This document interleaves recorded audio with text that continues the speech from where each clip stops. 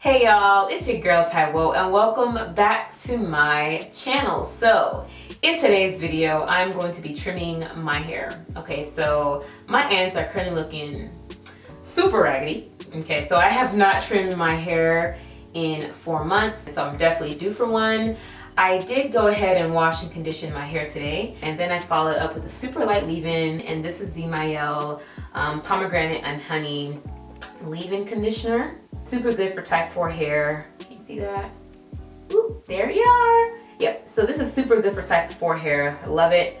And so now I'm going to get my sister, my younger sister, to help me blow dry my hair. And it's not going to be a super straight blowout, just stretched enough so that I can see what my ends are looking like and, you know, snip, snip, snip, because we only do health over here. And so yeah, if you are interested in seeing how I trim my natural hair, then please keep watching the video. My back was hurting earlier, so I did go ahead and get my younger sister to help me lightly blow dry my hair off of camera. And by lightly, it was pretty low heat. As I said earlier, I only blow dry enough for stretch so that I can clearly see the ends of my hair. My hair here is only about 85% stretched and still just a bit damp. You can see that although my strands are thick all around, the ends of my hair are visibly thinner than the rest of my length and lacking in uniformity. What you'll need for this trim are some sectioning clips, a fine-tooth comb to see and gently comb out those ends, and a sharp set of hair shears. I got these from my local beauty supply store. Please do not use kitchen scissors or craft scissors or anything other than hair shears when trimming your hair. Now I'm sectioning my hair off into larger twists and starting on the back for my trim.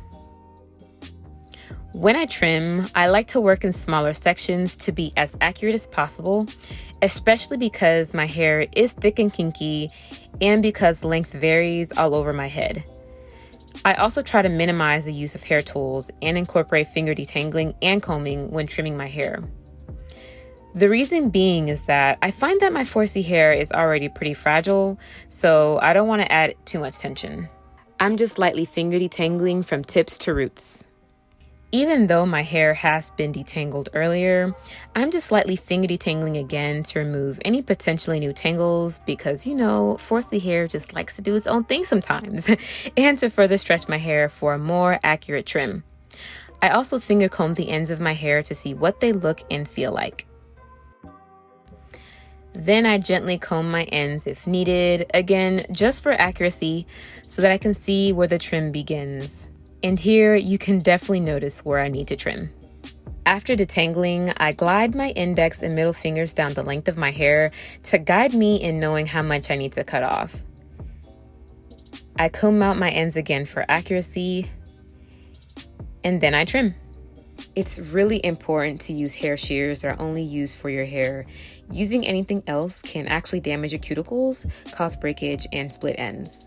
I cut off about 1/4 of an inch of hair, and I'm using this amount as a guide for the rest of my trim. Though I will cut more off if I see more damage. Once I trim my hair, I clip it back. You can also twist completed sections as you go if you're worried about your hair tangling up. Again, finger detangle, working up from ends to roots. And make sure to gently finger comb those ends, and if you need to, use a fine-tooth comb. Using your index finger and middle finger, glide down the length of your hair to indicate where you need to trim. Gently comb out the damaged ends, and then carefully snip them off. If you ever feel like your hair is not growing or it's stuck at the same length, chances are you just need a really good trim because your hair might be breaking off at the rate it's growing. Holding on to damaged hair is like holding on to weeds in a flower bed. They suffocate the hair and keep your hair from flourishing. So, let go of any damaged ends as they can stunt the overall health of your hair and keep you from retaining length. If your ends are feeling rough, have knots, are splitting, or are breaking off, that's when you need to trim.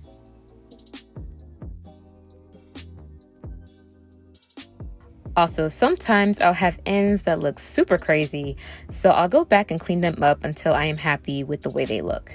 I just like to be thorough with my trims. And that's it. It's super easy. And just a quick trimming tip. The goal of hair trims should be to get your ends even all around. Healthy hair should be full from roots to your ends. Hair grows differently all around your head, so only trim off hair that needs to be gone. Don't get scissor happy, but also don't hesitate to cut off those dead ends. Super excited and happy to have a fresh set of healthy ends.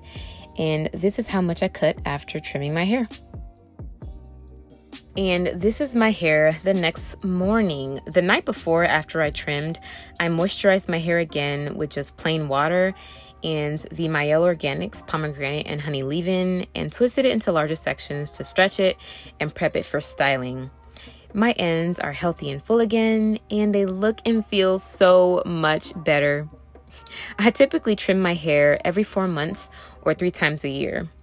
This schedule helps me to minimize breakage while also increasing length retention. And if it's anything I've learned, trims are just as important as hair growth efforts if you're wanting to maintain length. I hope you enjoyed this video about how I trim my 4C natural hair at home. Give this video a big thumbs up if it helped you, and leave a comment below. Thanks so much for watching, guys, and I will see you all in my next video.